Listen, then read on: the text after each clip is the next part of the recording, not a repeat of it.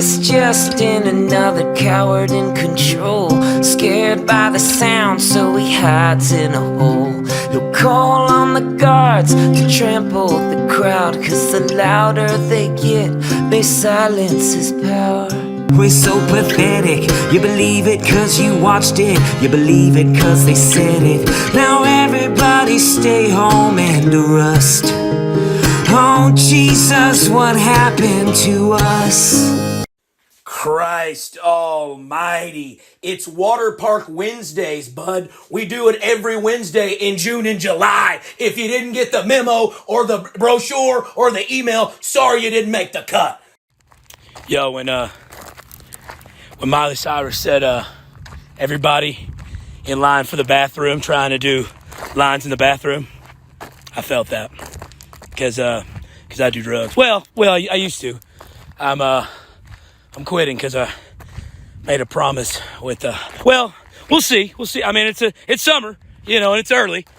But, yeah, I will be all right. We'll figure it out. But, yeah, I felt that, Miley. Love you, girl. What a bundle of energy you are, sir. This is very exciting. I've always wondered what it would be like if Kenny Powers had a baby with Beetlejuice. Oh, no. Yeah. This is very exciting. Look, I don't know if you know what it's like in your dumb. Say my name 3 times. Look out! Uncle Lazer.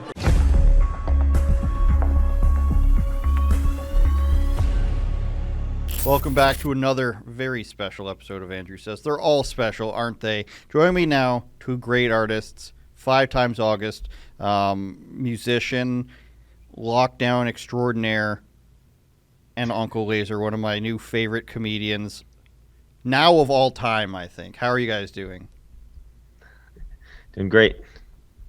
Yeah, doing swell. Well, your audio is cutting out. I don't like that. We got to get all the Uncle Lazer we can possibly get. Brad, I want to start with you, and I want to talk a little bit about censorship, and the stuff is going to cross over for both of you guys. A lot of your songs obviously are like about the lockdown, about Fauci and all this stuff.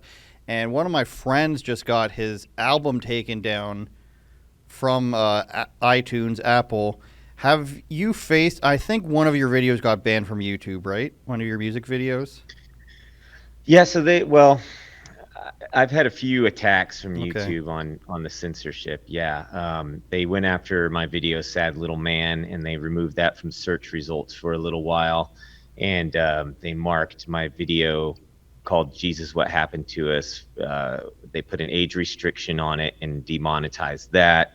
They demonetized 2 other ones. So yeah, they haven't pulled them all together, but they are definitely suppressing them and trying to, prevent them from reaching a larger audience.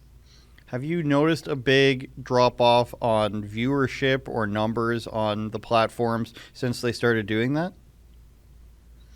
Yeah, I mean, you can definitely tell when they're doing that. I mean, when you follow your stats on the back end of things and you look at your data, you can see the numbers and they'll be going up, or maybe somebody will share them. Like when Glenn Beck shared Sad Little Man, they skyrocketed, but at that same time, within that 24-hour period, they removed it from the search results. So then you saw them trickle down real fast. And I've experimented with it myself. Like that video in particular, it's probably my most popular video.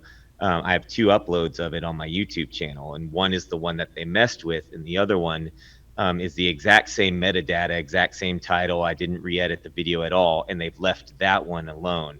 So it's interesting to see how they do mess with some of them, and some of them get left alone. Yeah, I think it all has to do with algorithm or something.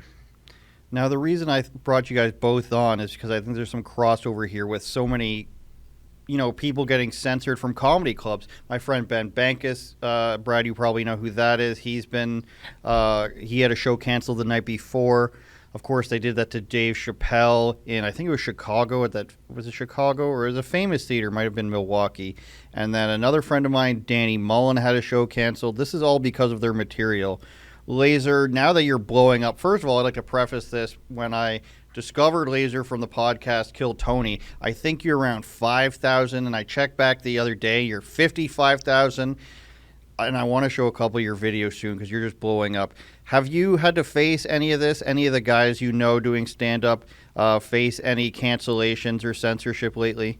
Being like restricted in comedy clubs, that's not really a thing, or at least hasn't been a thing down here in Texas. But I've noticed, like, on my TikTok, because before I blew up on Instagram, I have like 140,000 followers on TikTok.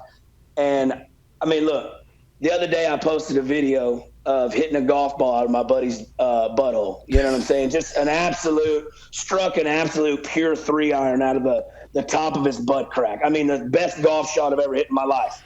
And it's trending. It's getting a lot of views. And then all of a sudden I get a system notification from TikTok saying, we have to take down your video for violating community standards. But yet there's women, half-naked women on here shaking their ass and selling CBD gummies. You know what I'm saying? But that don't get taken down. But me just striking a pure 3-iron out of my buddy's, the slit of his butt crack is what it showed, and they took me down. So yeah, that's becoming a little bit more of a problem. Instagram hasn't started doing it yet, but I'm anticipating as I get a little further along, they probably will, because a buddy of mine, a comic I just opened up for last Sunday, Rocky Dale Davis, he got in a bunch of backlash for like an older video he posted where he's just talking about being like, white trash. I mean, his name's Rocky Dale Davis. He sounds like a NASCAR driver. You know what I'm saying? And he references white trash in one of his videos, and they want to like block his account for it. I just everybody's so goddamn soft now. I don't quite get it. Oh my goodness. With this, all this going on, Brad, do you think there's going to be a swing out of this? And this is something I ask people a lot, whether it's with the other platforms or with the ones most people are currently on, Twitter, Facebook, YouTube, Instagram, TikTok. Do you think they sort of ease off a little bit? Or is this a permanent thing now, do you think? Is this going to be forever that certain viewpoints, or like Lazer is saying, because he used the term white probably, or it's, I don't know, I guess it's a man's ass, it's different, but do you think this swings back, or do you think it just stays this way permanently? Because to me, it's like they're missing out on a lot of money. Lazer posts this video, and they could run ads on it, or whatever they do to make the money off TikTok. You get 500,000 views, and they can still make money off of it. And I know they do that on YouTube, where they'll still monetize videos for YouTube, even though the creator doesn't get the revenue. But it would encourage people to post more if they did get that revenue. Do you think it stays this way permanently? Well, it's not about money. It clearly isn't about money, because they are just taking, my videos, anybody's video, comedy videos that could be or are going viral, they remove them from the platform. So they're clearly not in it for the creators. They're not in it for the money. I do see it. I think what happens is over time, they just sort of die off and they kill themselves slowly over time, because what's going to happen, I think, is content creators on our side of the spectrum are going to keep growing and getting bigger, and we're going to be changing, we're going to be shifting the cultural conversation through what we're doing, and they're going to fall by the wayside. And so, we're all on other platforms. I'm not just on the big ones. I'm not just on Twitter or Facebook or YouTube. I'm on Getter and BitChute and Rumble and Truth, and there's other options out there. They hold themselves up on a pedestal like they're the greatest thing. To me, I just treat them like social media websites. Like, that's all they are. They're just ones and zeros. And at the end of the day, there's another place to go. I'm just there right now because those on the big ones, because those are the battlegrounds. That's where you can actually create dialogue between two different sides. And as ridiculous as it is sometimes, and maybe unproductive because everybody's at each other's necks, that's still where you have a glimmer of maybe waking somebody up just a little bit. It's going to take a lot of content to do that, but I think over time that's what you do. Lazer, maybe you post a lot of videos of you singing. Is that are you in a band or anything? Is that something we can go and watch you somewhere and perform? No, that's just me doing shitty karaoke stuff. No, I used to be in a band. I play harmonica, but I don't sing. I got a frog in my throat, man. I got a face for radio. You know what I'm talking about? I don't have what they call the voice of an angelic angel.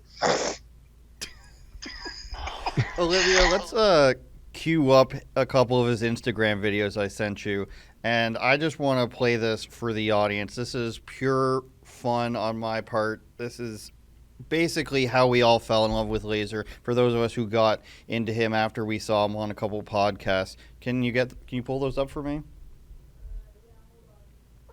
Some of these Instagram reels, you'll see them, Brad. It's just Lazer talking, I guess to himself, but to his audience in the mirror. Lazer, has this always been like your style before comedy? Were you just this guy and somebody was like, you should do this on stage? Yeah, so I had a Snapchat long time ago, and I would just make videos bored at work. And a buddy that I played baseball with back in the day was like, dude, start sending me some of your videos. I'll make you a TikTok. Look, dude, I don't know how to work an Excel spreadsheet. I mean, this Skype call is the most intellectual thing I've done in my lifetime. You know what I'm saying?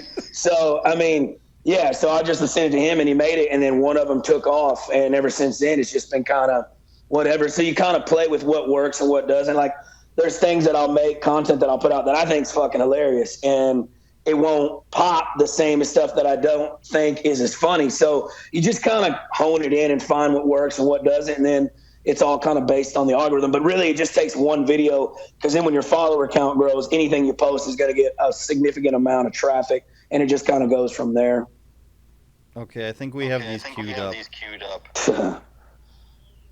When you're Brad, ready. you're welcome. You're welcome in advance, buddy. Make sure we got the volume. I already love it. No fucking way. Not back-to-back 2 nights with the Stone Cold jerseys, getting ready to cause an absolute fucking ruckus. I mean, stay home if you're sick, come through if you're thick, eat a dick, suck a butt. We're out here, boys. My word, can we take an absolute fucking gander? I mean, look. Ethel and Barbara's fucking Sunday Funday brunch is about to get absolutely fucking thicker, because they don't make a goddamn carbon fiber hit that can withstand the actual thrust power that is going to be bestowed upon them. They said, hey, Lazer, you want to go on down there to Austin, take a little short bus with a stripper pole we can get all fucked up on? I said, you had me at short bus. I used to ride them in grade school. My word. They don't stand a fucking chance here. We're running absolutely rampant around here. Just rumpus and rampants. Having all sorts of kinds of trouble. All right, before we get to the next one, how long until you get an offer from professional wrestling for this? I don't know, dude. So many people tag WWE and all that stuff, and they're like, dude, you need to be a wrestler. You need to, the WWE need it. But, dude, look, I'm 5'6.5". You know what I'm saying? Like, you know, if I was 6'4", I could probably be the president of the United States. I kill people for a living. But I walk around smelling people's farts all day. You know what I'm saying? Like, I'm not very big. So. Optical illusions. Yeah. Okay, let's play the other one, Olivia, before I die. Not again. Not again. Not with the fucking belly skin black Luke Casey's. All black Wranglers and a fucking NW fucking O Sting WCW 1998 Intercontinental Champion with the livestock show and rodeo. Dude, should we wear backwards or forwards? It don't fucking matter. They keep asking me, yo, how is it you just look better than everybody everywhere you go? It's easy. All right? We're just doing fucking better than you, blowing out backs at an unprecedented rate. My God. Oh, yeah. Shout out to my mama for giving me this chain that she pulled off my grandpa before he died. What a treat that is. That's a little $2,600 little fucking piece of jewelry. Watch it work. My God, step back, look at it. Crowd, glutes are looking fucking absolutely incredible. They stand no chance. Get off the tracks when the fucking train's coming in. As long as we have you on a TV show, on a stage, on anything, and just doing something like that, it's a winner. I'm afraid, like, that's all we do. We just inject you as a character onto a sitcom and just get you to do that. That show's going to the top, I promise you. I appreciate that, buddy. Boy, I don't ever really listen to the playback. I sound like an idiot. Wow. Okay. Okay, let's get to some news, you guys. In New Orleans, and I thought this was funny, something Lazer could comment on. The mayor of New Orleans got caught upgrading all of her flights from coach to first class. There's apparently some rule where they're supposed to, I guess city workers are supposed to go for the lowest possible price for a flight, and they have to pay the difference. She's saying she has to upgrade to first class. Do we have this, Olivia? Yeah, she has to upgrade to first class because of racism. So I thought this was a great clip. Let's show this. Yeah, play from the beginning up until like the Fox News or whatever part comes in. Just get her words. Mayor LaToya Cantrell is refusing to pay the city roughly $29,000 she charged this year to upgrade her city air travel to business and first class. Here's her quote: "My travel accommodations are a matter of safety, not of luxury. As all women know, our health and safety are often disregarded and we are left to navigate alone. Anyone who wants to question how I protect myself just doesn't understand the world black women walk in."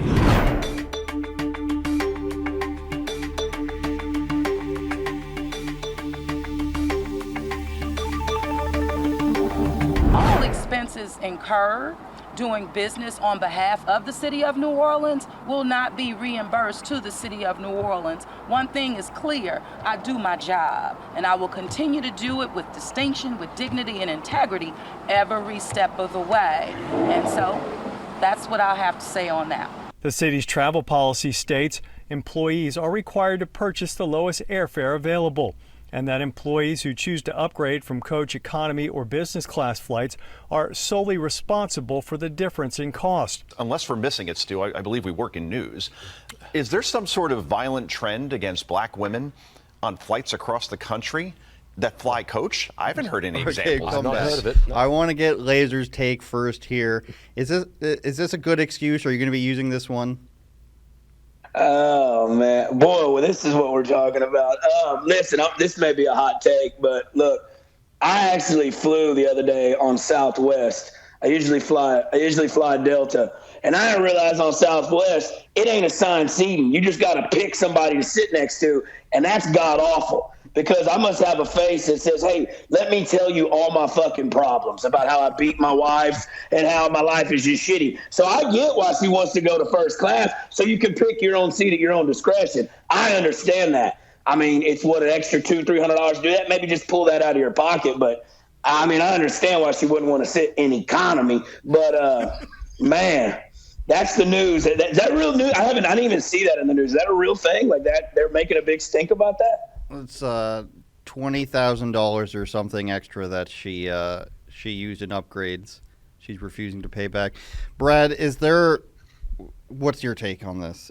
Are you going to be charging these to your record label or something? No, I don't have a record label. That's 2022 news right there. That's what we're talking about, isn't it? It's always some hypocritical sort of double standard take.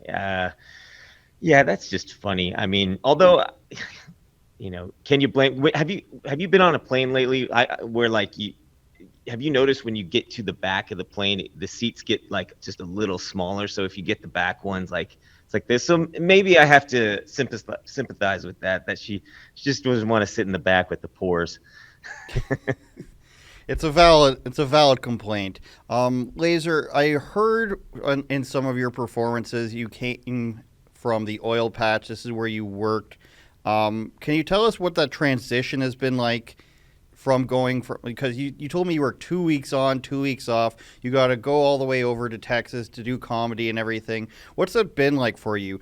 Do you see yourself transitioning full-time to comedy? Is this a lifestyle you can balance moving forward? What has this been like for you? Man, I'm still kind of honing it in and whatnot, because to make a video on the internet just saying goofy shit for a minute, it's pretty easy. But to transition to that in like 10 to 15 minutes in front of a crowd of people, you kind of have to work a different dynamic. So I'm still kind of learning, kind of honing in that craft. But until it becomes monetary, to the point where it's sustainable or pretty comparable to, what I do when I'm out there, I would like to take the leap and just do it full time, but I'm not just going to quit my job and be a struggling comedian, you know what I'm saying, and be poor, because I've been poor my whole life, and that shit ain't fun. So yeah, it's and honestly, I kind of like going back out for the 2 weeks, back out to the work, because out there, I don't drink. I follow my diet regimen. I like kind of get my mental focus back. I come down from that high and like I'm just a normal person, and I kind of like that balance in between it. Now, with all this stuff about like the oil prices and the gas prices and the inflation, has this do you notice this working on the ground? Does this affect your job at all, or you just go in every day and do what you're there to do? Does this affect you or your friends or your coworkers in any meaningful way when we get these ebbs and flows of these huge gas prices and the Putin stuff and the shutdown pipelines, or does it all relatively stay the same on the ground when you're actually doing the job? Oil prices we're busy and we're shorthanded, right? So we're working. If I wanted to work more than 2 weeks, I could certainly find the work to do it. But when it slows down, when oil's, West Texas Intermediate's, $30, $40 a barrel, the rig count drastically shuts down. And then, I just have been fortunate to not ever be laid off. But I know guys that I've worked with forever get laid off and never come back. So, I know it's not great for the consumer at the pump, but higher gas prices is, essentially better for my line of work. And which about the pipeline thing, one thing I've always noticed is when a Democrat is in office, gas prices are usually higher, and we usually work a lot more. Versus when a Republican is in office, it's different. And the majority of people in the oil field, you would say to some extent, is probably Republican, just a bunch of good old blue collar boys. But I've always noticed that it's the opposite trend, of which when a Democrat's in office, they shut down the Keystone Pipeline. Well, if you shut down the Keystone Pipeline, how are you supposed to get that fuel from the ground to the manufacturer, to the plants, right? You got to truck it. So in turn, the price point's just going to go up because it's costing more money to now get that fuel from point A to point B versus if you kept the pipeline open, gas prices would come down. I don't think people realize that as much as they should. This is how we get you as a business analyst on one of the big networks, Lazer. Are there still people, lining up to do these jobs? I know some reports I've read and seen lately about policing, for example. I think it was also in New Orleans, but they've run out of police officers, people quitting on the job. There's not enough people there. There's a lot of attacks on, gasoline and oil manufacturing. Are there still enough people coming in, lining up for these jobs? Has there been a shortage, or basically the same? If you want to work, you can find work out there for sure. And as long as there's ways for people to put, food on the table and money in their pocket, there's going to be people that want to come out there and get it. Now, it's hard work, and it's hot as shit, and there's tarantulas everywhere, and there's big as birds. But, if you ain't scared of that, you can come get that work for sure. I didn't know about the spiders. You're going to have to send me some pictures of that. I'm terrified of them. Yeah. The other day I was driving to work, right? And as I'm approaching the lease road, I see a line, like a black line, looks like water trickling down across the road. And as I got closer, I realized it was not water, not a water leak or something. It was, I would say, handedly 5,000 to 10,000 male tarantulas running along a path in a straight line. And I go, what is that about? Well, apparently the female drags her abdomen across the ground, and those male spiders will fling to her for up to 300 miles. I can't even get someone to text me back. You know what I'm saying? And these dudes are walking 300 miles to go get some of that spider puss. What a treat, dude. What a treat. What a love story. Yeah, unreal. Nature's crazy. You could also voice over nature videos. I'd watch that too. That's a great Netflix, idea. BBC, nature videos featuring Uncle Lazer. Brad, all this talk that we've heard, the California thing was a big story about, we're not going to produce gas-powered vehicles by 2030 or 35, forget which. Then the next week they say don't charge your electric vehicle. Do you think this is going to affect the market in this way? Do you think people are going to still... They're being pushed very much towards buying electric vehicles. But do you think most people are aware, first of all, how it's being powered to charge their vehicles, where the batteries come from? And do you think people are thinking about how At some point, the government could just be like, oh, sorry, we're shutting the power off, which is what they're doing in places like California and in that one situation in Colorado. I think the people that they're marketing it to aren't thinking about it, but people on our end are. I mean, I posted just yesterday a few pictures of some lithium mines, which are gigantic gapes in earth. They don't look very earth friendly. But yeah, there's a whole lot of behind the scenes work to get that electric car battery there that are pretty detrimental, it seems like, in the long run, if every single person is going to be supposed to be driving an electric vehicle. I was saying, why if this is all about saving the earth and clean energy, why aren't they focused on like water powered cars or just going back to the horse and buggy? Like, but doesn't that make more sense? Well, I think there was like an aqua car in the 70s, or maybe I just learned that from The Simpsons. I don't know, but water-powered cars. It's going to get to a place, I think, where everybody gets so jaded by all these things. I mean, you can love Elon Musk and then find out where his batteries are coming from. You can love the doctors and then they tell you that you can't go to work and everything. I think every institution is continuously getting milked and used by politicians to be like, this is what's great for you. This is so good for you. This is so good for the environment. And then it turns out, it was just all about money. I think we're going to reach a level where basically everything is just going to be out in the open, and it's going to come down to this battleground, almost like the movie Idiocracy, where it's like the Taco Bell highway or whatever. I'm for the Taco Bell highway if it gets me to Taco Bell directly.